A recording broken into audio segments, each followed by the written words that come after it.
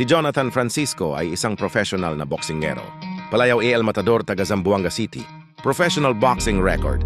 Nakapagtala mahigit 35 fight, pinakamagandang. Exposure niya lumaban bansang Japan noong Nobyembre.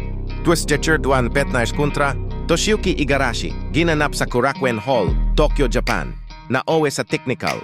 Draw ang laban, lumaban din sa bansang Thailand kontra undefeated boxer si Sangkapong Chomyong noong Oktobre fight at 2024. Ginanap sa Radisson Red Hotel, patong Phuket, Thailand si Francisco bago naging professional boxer.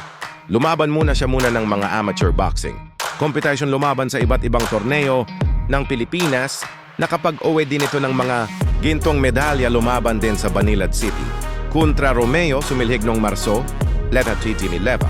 Panalo si Francisco by point kalaunan, naging professional boxing debut noong 2011. Mga kilalang kalaban sin Jonas Sultan, Kenneth Lover, Jay de Bornea, Froilan Saludar Aston, Balikte Ardin Diale.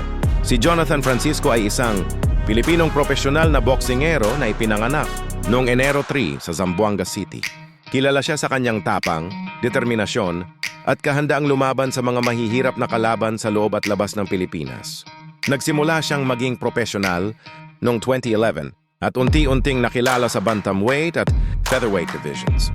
Sa kabila ng maraming matitinding laban, ilang malalakas na kalaban, hindi siya sumuko at patuloy na bumabalik sa ring upang ipakita ang kanyang tibay ng loob. Isa sa kanyang pinakamalalaking labanay ang paghamon kay Arden Diale para sa OPBF flyweight title noong 2016. Bagamat natalo siya sa pamamagitan ng unanimous decision, pinuri siya dahil sa kanyang tapang at determinasyong makipagsabayan sa isang veteranong kampyon. Sa buong karera niya, nakalaban niya ang iba't ibang mahuhusay na boksingero sa Pilipinas at sa ibang bansa.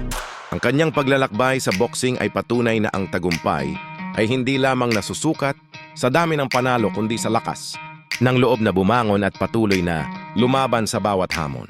Ang kwento ni Jonathan Francisco ay inspirasyon sa mga kabataang nangangarap maging boksingero na sa pamamagitan ng sipag, disiplina at tiyaga, maaaring maabot ang mas mataas na antas sa mundo ng boxing. Lumalaban para sa sarili, lumalaban para sa pamilya, lumalaban para sa bayan ng Zamboanga ang El Matador Professional Boxing Debut November 27, 2011. Ito ang kwento ng isang boksingerong nagngangalang Ading Alia Cortina lang tayo o mas kilalang batang tiyanak, tubong ulan ng lungsod ng Zamboanga. Marami nang nalusot ang balakid na humarang. Ako'y tulad muli na sumubok at nangarap. Marami ang napaliit, marami ring tumapak solusyon.